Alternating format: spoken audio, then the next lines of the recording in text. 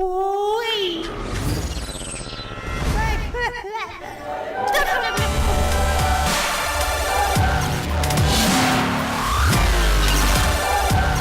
going on, YouTube? As always, this is the one and only review Tachi here to bring you a flash review. This was one about yesterday, elongated journey into the night.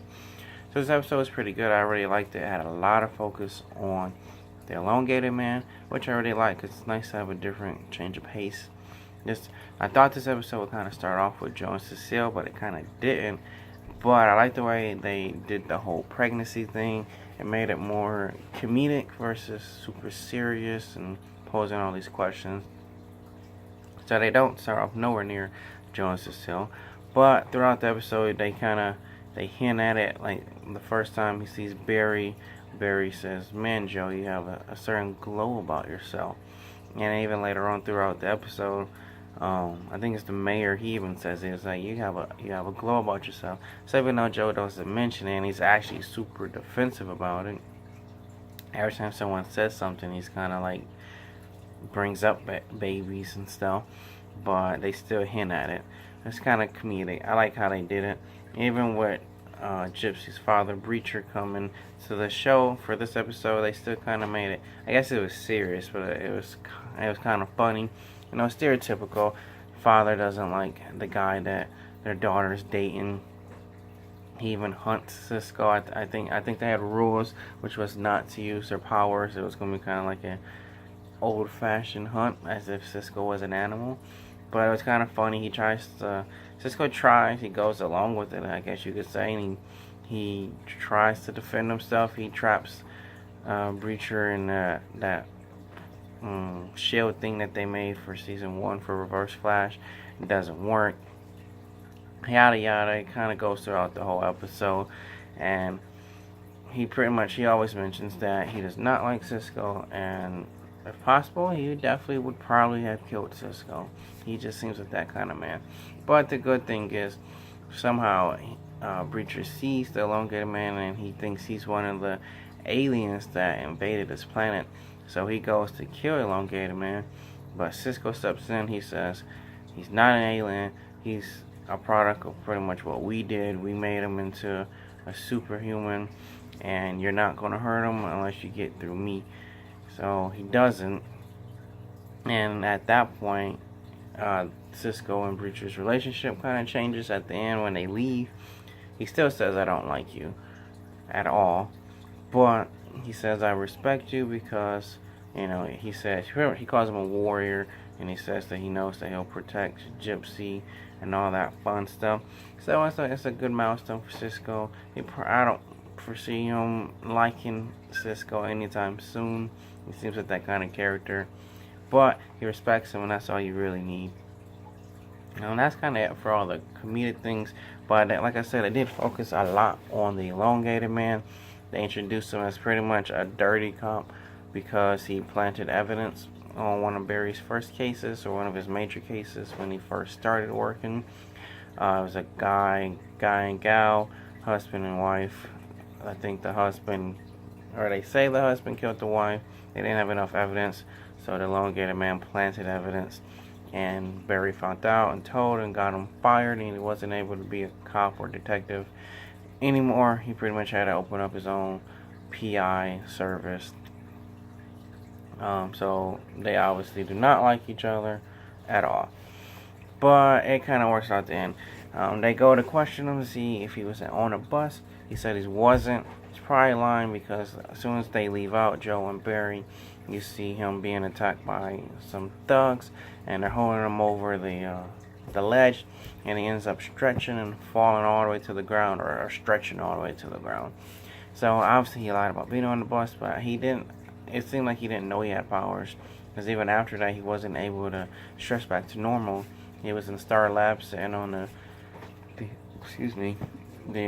doctor's chair or whatever, bed, and he was still all stretched out, so he couldn't control it at all. And ironically, Caitlin at some point created a solution, and once he drank it, he was able to pretty much completely control his powers. He had a chubby gut, and he made it smaller, and he was able to pretty much completely control his powers. I find it kind of ironic because Caitlyn can't control her powers. She hasn't made any kind of solution like that to control her own powers. I know Julian made the necklace with Cisco, but that's kind of it. You think she'd be able to make it for herself. Even though I don't know if they ever explained it, maybe I didn't pay attention, but I feel like Caitlyn and Killer Frost is kind of like a mental thing. I feel like it's not even the fact that her powers make her evil. I feel like that don't even make sense. I feel like she just got so wrapped up in the story, like that her Earth 2 version is Killer Frost. So anytime she sees her power, she sees herself as Killer Frost, and maybe even that eventually made her create a personality, Killer Frost. Because I mean, one, the Earth 2 versions are supposed to be different. Like everyone's Earth 2 version is somehow different. So it'd be kind of weird if her Earth 1 and Earth 2 were both Killer Frost. But like I said, I think it's a mental thing, which is why she can't find a solution. I think she just needs to accept that. I guess you could say she needs to accept that she is Killer Frost, so the two personalities can kind of come together, and she cannot be bad. Because I really want her to be on Team Flash with her powers. I mean, she don't have to be an everyday superhero, and Cisco isn't, but it'd be cool to see, like, every now and again, her come out and help Barry. But anyway, I kind of sidetracked it. So, Elongated Man, he finally gets control of his powers, and he's out there. He even turns into a Leaf. He was blackmailing the mayor, and he said, you know what, keep the money, here's the photos, I'm turning over. But in the midst of that, and Breacher attacking them, the mayor ends up stealing Joe somehow, and he's on a helicopter. So Barry says there's no way he can get there. Cisco said if he vibes there, it'll probably destroy the helicopter. So he said there's no way we can get there. And Flash said, well, there is one way. So he said, Elongated Man. First he was super hesitant, but then Barry revealed himself to him, which I think was good done, or goodly done, well done, because obviously Elongated Man's going to be part of Team Flash. Even if he's not an everyday Team Flash, he's going to be there. So he might as well just reveal it, because it would have been real crazy if he's helping Team Flash and he didn't know who Flash was. I don't know. So he revealed himself, and it gave him the confidence. He literally, like, slung his arm over and caught the helicopter, which I guess he has super strength, or enhanced strength, because he held the helicopter without even really budging too much. And the Flash runs up him, saves Joe. But it was actually really funny. As soon as Barry ran up and sat next to Joe, Joe immediately turned over and said, Cecile's pregnant. And then it was commercial. So they just kind of really did a humor route with revealing her pregnancy, which I didn't mind. I kind of liked it. It was different. So at the end, it's obviously they saved the day, and the Elongated Man decides that he will join Team Flash after Barry puts it on the table. But the big reveal of the episode was that there was someone behind it. Because Barry said, why were you investigating the mayor? It's kind of not your thing. And he said, yeah, it's really not. But I got an anonymous call telling me to do it, and blah, blah, blah. And he said the guy never mentioned his first name, but he said his last name was DeVoe. And that's when Barry starts having flashbacks of season 3 of all the villains telling him that DeVoe, one of his strongest enemies, was DeVoe. So I think that's super, super cool. I really wasn't expecting it, although I guess I should have. But it's super cool because now Barry has that one tiny piece of evidence that could kind of help him start to understand who the Thinker is. He's obviously going to start doing some research. If not next episode, the next episode seems like it's more of the girls' thing, or more Caitlyn's thing. But we'll definitely see Barry doing some research on DeVoe. So that was pretty cool.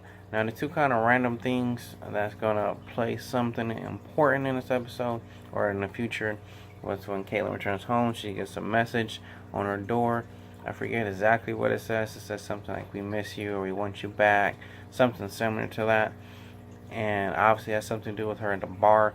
because she probably was not just a bartender for 6 months. I'm sure there's more than meets the eye. And the second thing is that the bus driver that drove the bus when Barry came out is dead. So they mention it more than once, at least 2 or 3 times. So it means something. So it's like, why did he die? Did he just die? Like, did this being there, the Speed Force hurt him? Or did he get powers, which he probably did, and he didn't conform to the Thinker? And did the Thinker or someone else inadvertently kill him? Like, why is he dead? I'm sure that's going to play some kind of role. So anyway, that's it for this review or reaction. This is the Ryu Tachi. Don't forget to subscribe, like, comment, all that good stuff. Peace out. They call it dubstep.